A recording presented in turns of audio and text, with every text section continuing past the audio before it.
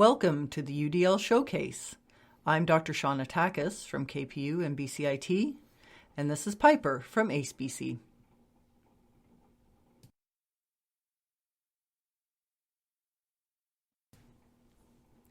In honor of Arley, who passed too soon and too suddenly, please let us remember that first and always, we are people together, in community, in all our humanness, in our beauty, frailty, wonder, and richness. Let us build bridges without burning them. Let us measure ourselves by how we lift those around us.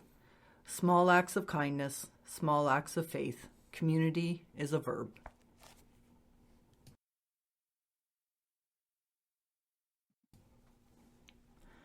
Universal Design for Learning is a curriculum design, development, and delivery framework.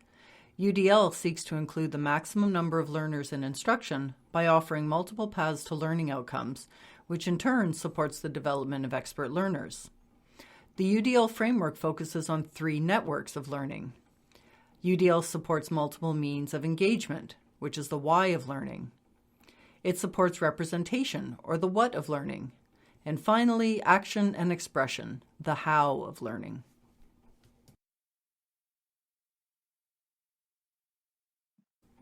So why UDL, and why now?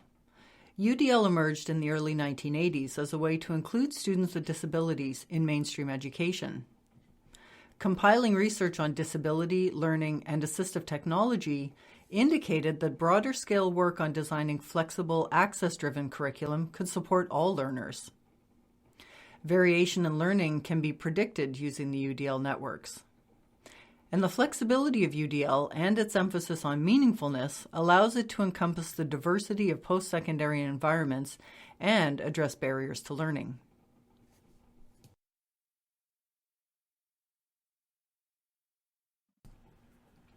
So what are the 3 UDL networks? The first network is the affective network, or the why of learning. This network has to do with engagement. For purposeful, motivated learners, stimulate interest and motivation for learning using multiple pathways. The second network is the recognition network, or the what of learning. This is the content network. For resourceful, knowledgeable learners, present information and content in different ways. The third network is the strategic network. This is the how of learning. For strategic, goal-directed learners, differentiate the ways that students can express what they know.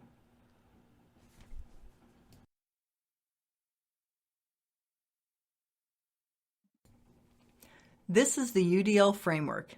You can see that it's organized horizontally and vertically. Vertically, it's organized according to network: engagement, representation, and action and expression.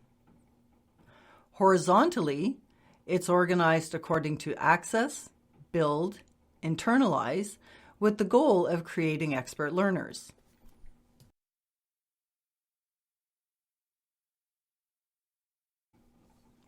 One of the most important parts of practicing UDL is to understand the barriers that learners experience. Acknowledging a wide variety of barriers and proactively designing for them is the rationale for providing multiple pathways in the UDL framework. Barriers can exist in many forms. They can be sensory, experiential, educational, cognitive, and physical. Barriers can be related to pacing. They can be related to information density, content familiarity, motivation, and self-efficacy. Barriers can also be financial, and they can arise due to attitudes such as racism, ableism, and also classism. UDL supports proactive design with a multitude of barriers in mind, supporting explicit inquiry into accessibility and getting valuable learner feedback on both barriers and design. UDL supports learner voice and learner choice. UDL supports learner voice by supporting student agency in making decisions, in providing feedback, in connecting content with experience, and in learning to reflect upon and advancing one's own educational experience. UDL supports learner choice by emphasizing the diversity in learning and designing for multiple paths for reaching goals. UDL asks if the design of curricula provides options as a means of expanding accessibility for all learners.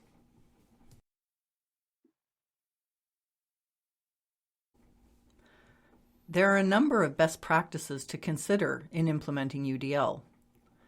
First of all, UDL aims to create expert learners who are purposeful, motivated, resourceful, strategic, and goal-directed. UDL pivots on the idea that there is a wide diversity in learning and learners, and that we must design for that diversity from the start.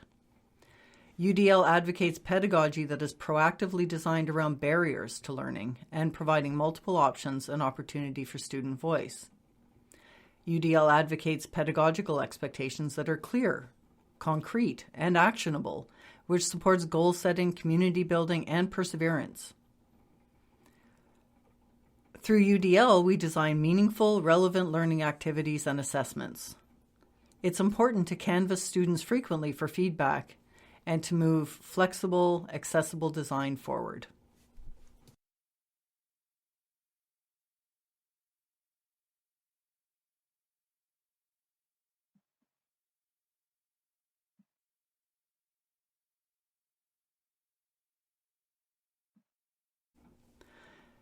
There are different ways of implementing UDL. Grassroots implementation means that we start small. We start with instructors and we start with students. We engage in experimentation and we ask, where else can UDL fit? In grassroots implementation, we expand from the ground up through assessments, learning activities, and courses.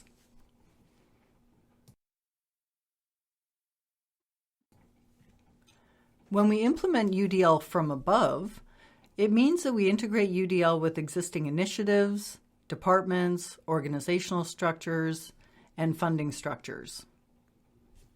We look at allocated roles and time release for UDL development. And we connect across academic and service departments, such as through teaching and learning departments, through accessibility services, and through IT. An example of implementation from above is when we involve UDL in program design or program renewal.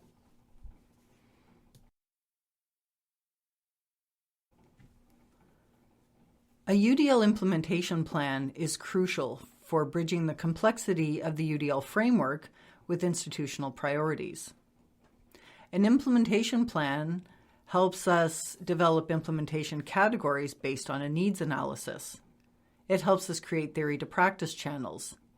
It helps us establish and track deliverables. It also allows us to scale up to program review and development. And it also helps us scale down to class practices such as assessment.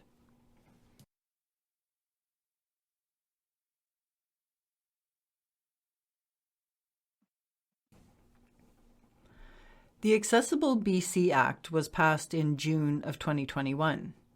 It establishes a legal framework to identify, remove, and prevent barriers to the full and equal participation of people with disabilities in British Columbia. It does this by enabling the development of accessibility standards and by introducing new accessibility requirements for government and prescribed organizations. The most important part of the Accessible BC Act is that it centers the voices and experiences of people with disabilities.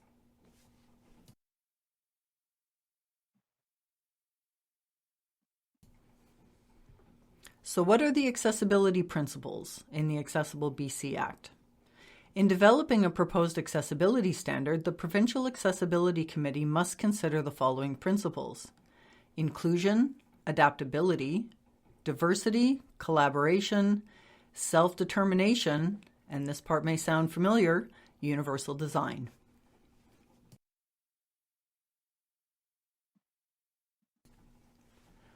What can UDL mean for deaf, hard of hearing, and deaf-blind students?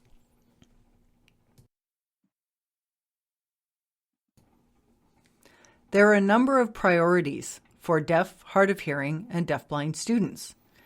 It's important to have learning materials in timely fashion. It's also important to have pre-planned and designed captioning and audio description, accessible documents and available screen readers, and also having readily available interpreters. But it's also important to understand the role of those interpreters and interveners. It's important to have learning specialists and tutors who are familiar with the barriers for deaf, hard of hearing, and deafblind learners. It's also important to recognize the deaf, hard of hearing, and deafblind community.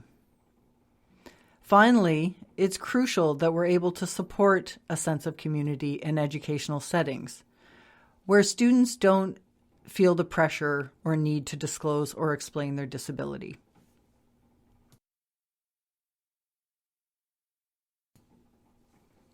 If you'd like some more information on UDL, here are some important resources that you can have a look at. There's the CAS.org website, and here's a guide on UDL and assessment. There's also an open educational resource that's free to access. And finally, a list of blog posts on UDL and inclusive practice.